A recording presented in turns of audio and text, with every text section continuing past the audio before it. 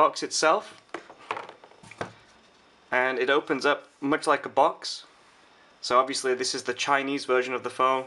We've got the Chinese characters here introducing the phone and its different features as you open it up, just like a book. Mentions the 2.9mm bezels, which you'll see on the phone itself in a moment. FLYME 3.0, and there's the Meizu MX3 itself. This is the white version. Obviously it's white on the front and on the rear. 32GB of internal memory and NFC, so this is the middle of the range phone. One last page to turn, and here it is. This is the Meizu MX3. Small accessory packet here. Inside here is your USB data cable and a small white tool which you use to open up the Meizu MX3 rear to insert the battery and your SIM card. Here's the phone itself. Let's pop that to one side for now. We also have the instruction manual, the user manual here, obviously in Chinese. Goes through the Meizu MX3, the FLYME ROM, which is a lot different from your stock Android. It's really nice to use, but it is a lot different. And as you can see, here's the instructions using that small tool to open up the rear. So here it is, the Meizu MX3. This is the flagship Meizu phone, which was launched in September of 2013, and it's also the phone that was shown at CES earlier this year. Meizu also plan to launch the MX3 in the States later this year, so even you guys out of China, you'll be able to get your hands on this soon enough. Okay, let's have a look at the phone itself. So we've been sent the all-white version. Has a white front and white rear. There's also a black version of the phone too. And our model is the 32GB NFC equipped Meizu MX3. There's also a lower version with 16GB of memory with no NFC, and there's two higher versions, one with 64GB of memory and another with 128GB. Okay, let's take a look at the front of the phone. So obviously you can see we've got a really large panel on here. It's a 5.1-inch display, full HD display, and it's got these really narrow bezels. They're only 2.9mm. So you've got this huge screen, really nice thin bezels, and that makes for a nice compact narrow body. Feels really good in your hand. At the top we've got a 2-megapixel camera, front-facing camera, and you can see here we've got this halo which keeps glowing, telling me I have a message. This is also your home button. The Meizu MX3 doesn't have capacitive buttons like most Android phones. Instead it has on-screen controls, which I'll show you later. Okay, if we turn the phone over, you can see we've got the all-white rear. This is a removable panel, and we've got the Meizu MX logo, external speaker, 8-megapixel f2.0 aperture camera, and a very powerful LED flash, sorry. This is the right hand side. We've got a volume rocker here, and we've also got this small pin, and there's a tool included with the Meizu, and you pop the tool in there and that will help you remove the rear of the phone. In the base we've got a micro USB, I'll just focus that, micro USB there, and we've also got a small microphone. This is the right hand side of the phone if you've got it in your right hand, and there's nothing on this side. There's no buttons. Usually we have a power button on most Chinese Android phones, but the Meizu have decided to put the power button at the top with the 3.5mm headphone jack.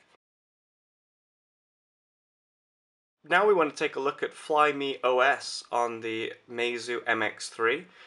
To get into the phone we can either press the power button at the top, which will turn the screen on, and then we can unlock the screen by swiping up, or we can just simply press down on the home button and slide up, and that will take us directly into the home screen.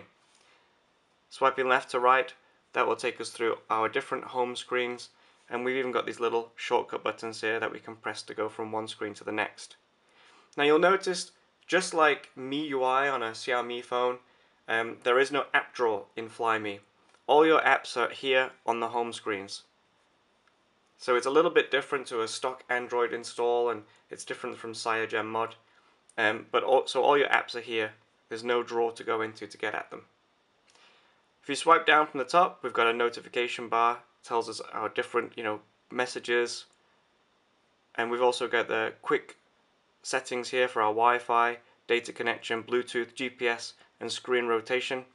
And if we swipe up away from the home button at the bottom, we've got our most recent apps, and we can clear apps just by swiping up. Swipe to the right and that will take us to another settings pane where we can play around with the brightness of the screen, and we can even go into the settings itself. So you can see it's a really nice ROM. It's totally different from a stock Android install, and it's got some really nice ways of navigating around the system. Now we're in the settings, you can see that we've got a back button on the screen itself, and this is called this area here, this black bar at the bottom is called the smart bar, which is something that Meizu are really proud of, and they've put it into the OS, and it's activated in every single app that you use. Okay, so here we have the settings menu, and as you can see, again, settings are totally different. We've got our different icons here for different setting options, and we can even swipe over so we can see the names of the different settings. If we press the back button, it'll take us back to the home page. Okay, let's take a look at the camera. It's an 8 megapixel camera with an f2.0 aperture. I've played around with the camera quite a bit on here, and it's pretty good. I mean, obviously it's not as good as the Oppo N1, and I have to say I do prefer the camera on the Xiaomi Mi2. But it is a pretty cool camera. It's got lots of nice features. One of the most impressive is this light field feature, which is a little bit like Lightro. And what we can do, if we can bring some things in here, I'll just bring this in, and perhaps this phone too. So what you can do, you can take a picture of this, and you can see it records the image. And once that's finished, what you can do, you can refocus after. So we open up the image, and you can see pressing here will focus in on the front. On the rear, you can focus on different things. So it's got a Lightro effect. It's not a real Lightro camera, but it's a cool effect, and it's a nice little feature. Alright, we've also got obviously panorama, auto, night mode, macro. Macro is pretty cool too. This will allow you to get really close in on objects, and if you play around with it, you can get a really nice focused in image at the front and nice blurred background.